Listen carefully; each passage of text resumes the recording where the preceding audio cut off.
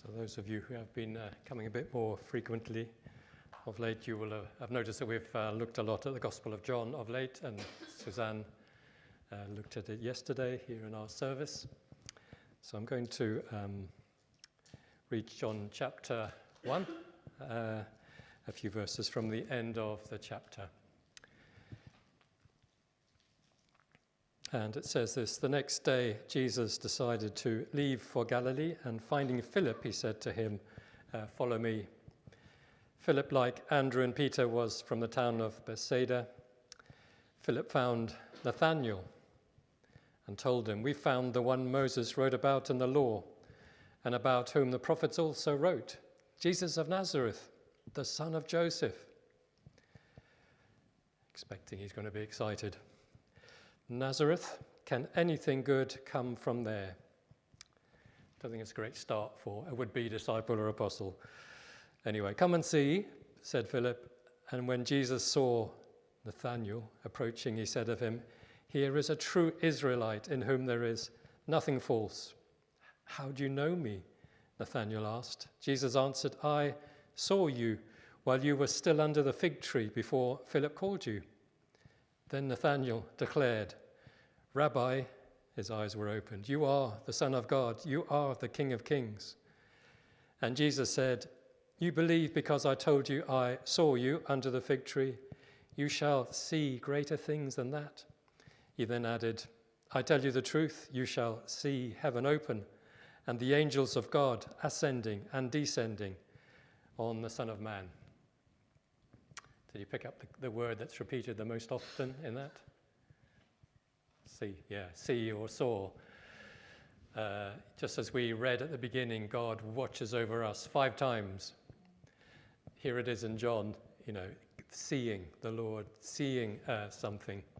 And it's true, we don't many things we don't see, do we? We sort of it's a very superficial seeing. We go buy some groceries at Sainsbury's or somewhere, and we don't see the cashier person, do we? We don't see them. We just do our stuff and move on. We don't go deeper. And John's Gospel is full of wonders. He talks about 7 signs, not just wonders and miracles, but can you see deeper? Okay, he multiplied the bread, but can you see I'm the bread of life? Can you see deeper? I healed the blind man. I am the light of the world. Can you see deeper? He wants us to see deeper, just as the Lord does actually towards us. I read a while back an artist. She's called Marina Abramović. In 2010, she had an exhibition in the Museum of Modern Art in New York. What exhibition was it? One chair here, one chair there. She sat down that chair, invited the public. Would you like to sit down? And we're going to gaze, we're going to see, we're going to look into each other's eyes for half an hour. I don't know how you'd feel about that. Can we see deeper? I mean, her point was, can we see deeper? Can we actually notice the person in front of us? Can we see something deeper? I might have felt a bit uncomfortable with that. And someone actually, when I mentioned this one time before, someone said, "Well, can I spend half an hour with you, David, looking into your eyes?" Well, no, I'm a married man, I'm very sorry. But, it's seeing deeper. And John's Gospel is actually, it's a gospel that sees deeper. I don't know if you know, if any of you have been to Dublin. I think it's the Trinity. I think it's called the Trinity Museum. There's a Book of Kells there. You might have heard of that. It's early, I think it's about the 6th century, 8th century, forgive me if I got the date wrong, but copying out the Gospels, but with all this kind of ornate drawings, the way they used to do, lots of Celtic symbols and beautiful artwork, absolutely fascinating, the 4 Gospels. But they represented each of the Gospels by an animal. Actually Luke was an ox because it emphasized the sacrifice of Jesus. Mark, represented by a lion, his majesty, and John the Baptist who roared in the desert and all this kind of thing. Matthew, a son of man, because it talks about his genealogy. He's the son of man. But John's Gospel, what was that represented by? It was an eagle. An eagle, because an eagle who sees like no other bird in God's creation. He can see apparently 50 miles away, a fellow eagle. 50 miles, can you believe it? He can rise up 10,000 feet into the air. One of the few birds that flies into storms, as opposed to the other birds fly away. Just this amazing thing. And as we know, we've got similar things, buzzards around here. If you heard them keening, probably in the last few days, heard a few times. It's amazing. They're so high up, yet they can see, a little vole scrabbling around in the undergrowth. They can see these birds. And the eagle, above all, can see like nothing else. And so I think it's appropriate that John's gospel is represented in a certain brand of Christianity by an eagle. Even in John's chapter earlier on from the passage we just read, it says, the word of God, the word became flesh, made his dwelling among us, and we have seen his glory. We have seen his glory. A bit later, no one's ever seen God, but God, the one and only, who is at the Father's side, has made him known. It's there all the time. John the Baptist says, look, the Lamb of God who takes away the sin of the world. A couple of disciples want to try and follow Jesus. Where are you going? Come and see, he says. And, Jesus with Peter, he looks at him, sees him. You won't be called Simon, you'll be called Peter. I'm going to make a rock out of you. And these are all the verses before this one, when we get to Nathanael, and there's this kind of seeing going on. There's the Lord seeing, and it does my heart so much good just to know this is how the Lord meets people. He met with Nathanael, and he meets with us. What did he see in Nathanael? Well, first of all, there was that, as I kind of alluded to. Can anything good come out of Nazareth? I don't know what you think of that. That's definitely a bit grumpy to say the least. It's prejudiced. Can anything good come out of that town? Perhaps racist. Anything good come out of them? Or maybe he was just thinking, this place in general. Can anything good come out of this place? Maybe you can think of a suburb of Hastings. Can anything good come out of that place? That housing estate? That? Can anything good come out of that? So this man was clearly, on one level, this kind of hard, grumpy, pessimistic exterior, prejudiced, yeah? And the Lord saw him. The Lord saw him in that. Definitely all that needs changing. But the Lord did not walk on by. He saw him for who he is and all his warts, and just as the man who he was. But then it goes on to say that when Jesus saw Nathanael approaching, he said of him, he is a true Israelite in whom there's nothing false. Strangely, it's like that sort of exterior, he's looking into his heart. And yes, you're grumpy. Yes, you come across with these things that I'm going to work on. But in your heart, he says, here is a true Israelite in whom is nothing false. He's honest.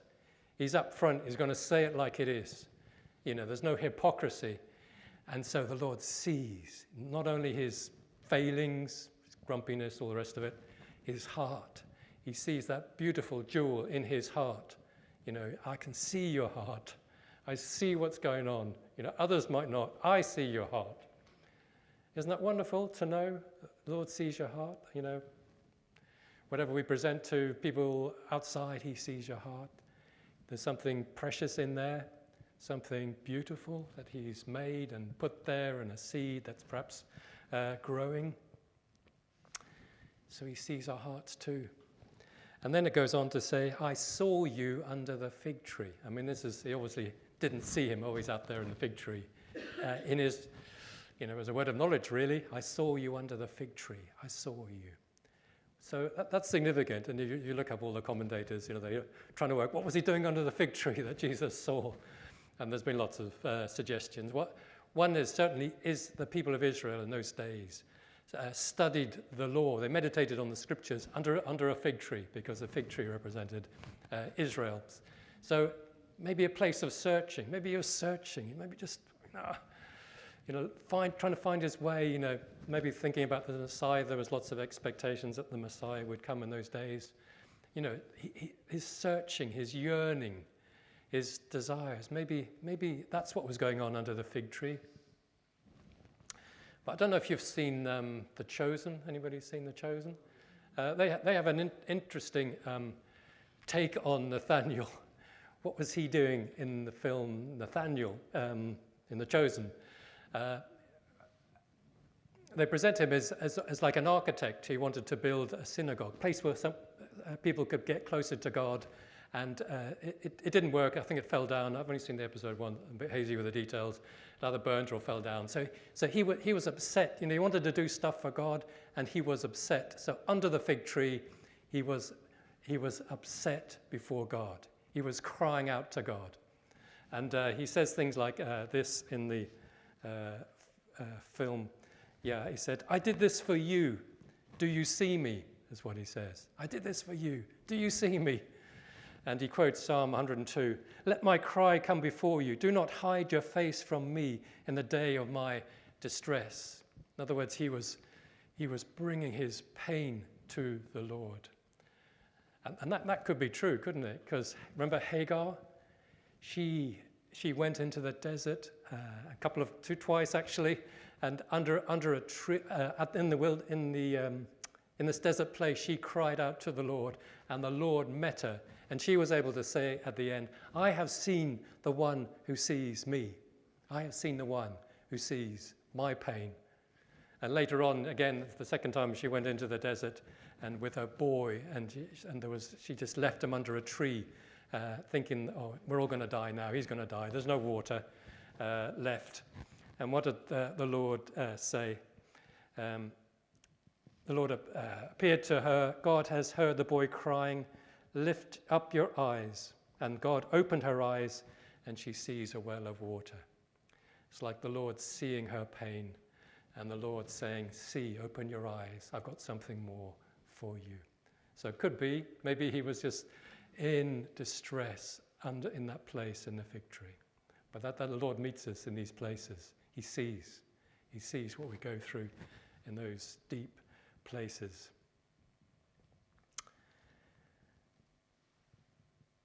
And finally, he sees his future. When Nathaniel, his eyes were opened, "Well, you've seen me like no one else. Rabbi, you're the Son of God. You're the King of Kings." And Jesus says, "You believe because I told you I saw you under the fig tree? You shall see greater things than that. You shall see heaven open and the angels of God ascending and descending on the Son of Man." Remember, he's a bit of a reference to Jacob, who was the deceiver. Nathaniel was the one whose heart was not deceiving. Jacob saw something of heaven open, but you will see heaven opened. As you walk with me and be my disciple, you will see heaven opened. The Lord has a plan for each one of you. If we still have breath, he still has a plan. We will see heaven opened. He invites us to come and see heaven opening in our situation. And don't be discouraged by the dark clouds. There is light behind the clouds. Let him come and break through, because that's what he loves to do. He wants to give his people hope. Do not be discouraged, people of God. He sees the plans he has for you, to give you a hope and to give you a future. And isn't that wonderful, this little scene? He sees all our warts and failings. He sees our hearts. He sees the beautiful things that are in us. He sees the pain, the distress, the yearnings, the cryings of our hearts. He sees the future. Nothing is hid from him. And in fact, Nathaniel's name actually means the gift of God. You are, can I say that over you today? You are the gift, a gift of God to the people around you, to the world. You are God's gift. And sometimes we're like that oyster, just that grit, the grumpy, pessimistic. But that little piece of grit, we all know what it becomes, a pearl, doesn't it? It becomes a pearl of great price. So know that the Lord sees you. Know that the Lord loves you. In fact, this is wrapped all around this little episode. Well, Nathaniel, will you believe it, that I actually love you? I don't judge you. I don't say you should be doing this or that. I just love you. love you like no one else.